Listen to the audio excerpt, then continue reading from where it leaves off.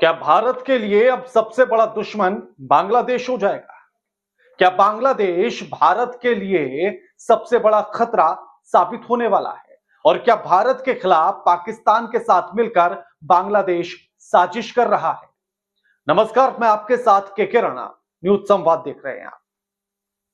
इस बात को लेकर तो काफी हद तक ये पता लग चुका है कि बांग्लादेश की सरकार पाकिस्तान के डीप स्टेट ने गिराई है और वो पाकिस्तान के आईएसआई के साथ मिलकर गिराई गई है।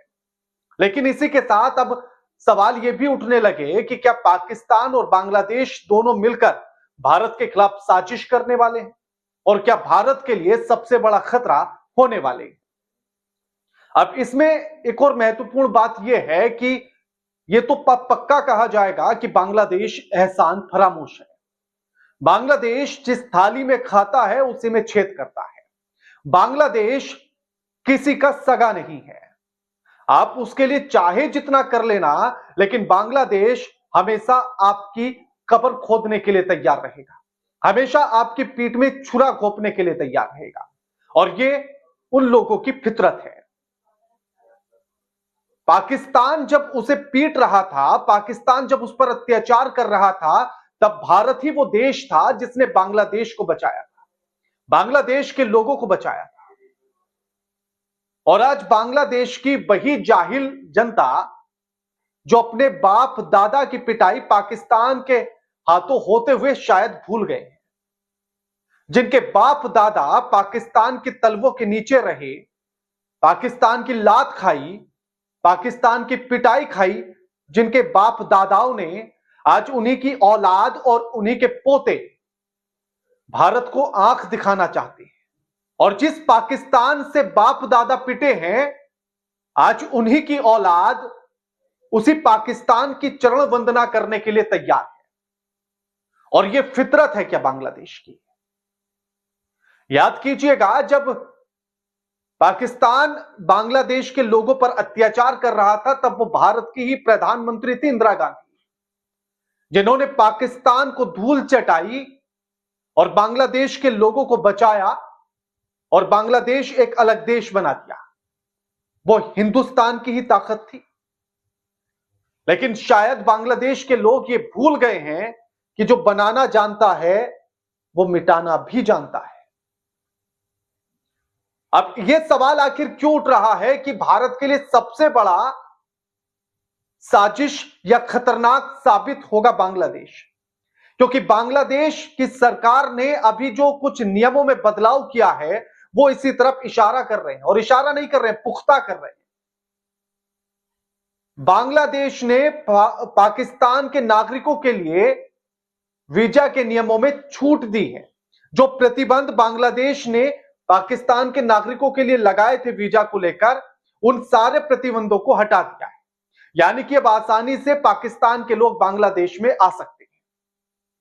अब पाकिस्तान के लोगों का आसानी से बांग्लादेश पहुंचना यानी कि भारत के खिलाफ साजिश करने की तरफ इशारा नहीं है, यह पुख्ता करना है कि साजिश हमने शुरू कर दी। अब ऐसे में पाकिस्तान के जो कट्टरपंथी हैं वो अब बांग्लादेश आएंगे और वहां से भारत के खिलाफ साजिश करेंगे। ऐसे में जो भारत का पूर्वी उत्तर वाला इलाका है, यानी कि जो नॉर्थ ईस्ट वाला इलाका है, असम मेघालय वाला, वो अधिक संवेदनशील वो सीमाएं हो गई।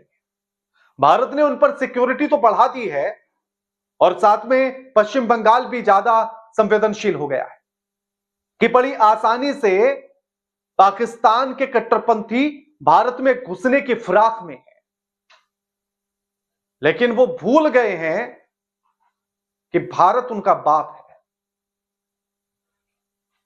अब ऐसे में एक तो यह कि यह बात एकदम क्लियर हो चुकी है कि अमेरिकी डीप स्टेट ने ही जो है पाकिस्तान के आईएसआई के साथ बांग्लादेश की सरकार गिराई। और इसीलिए जैसे ही नई सरकार, अंतरिम सरकार बनी, तो वो पाकिस्तान के लिए फायदा पहुंचा रही है, क्योंकि उसी की सहायता से ये सब कुछ हुआ है। और इसके बाद अमेरिका की इसमें अगर हाथ है, तो क्या अमेरिका भी भारत के खिलाफ साजिश रच रहा था क्या? यह एक बड़ा सवाल है। लेकिन इसी बीच एक और पुख्ता ये बातें भी करती हैं कि जो पिछली सरकार ने बांग्लादेश की जिन आतंकियों को जेल में बंद किया था, अंतरिम सरकार बनते ही उन आतंकियों को जेल से आजाद कर दिया गया और बांग्लादेश में सरकार चलाने वाली मशीनरी का वो हिस्सा है। आप सोचिए, जो आतंकवादी थे वो बांग्लादेश में अब सरकार चला रहे हैं।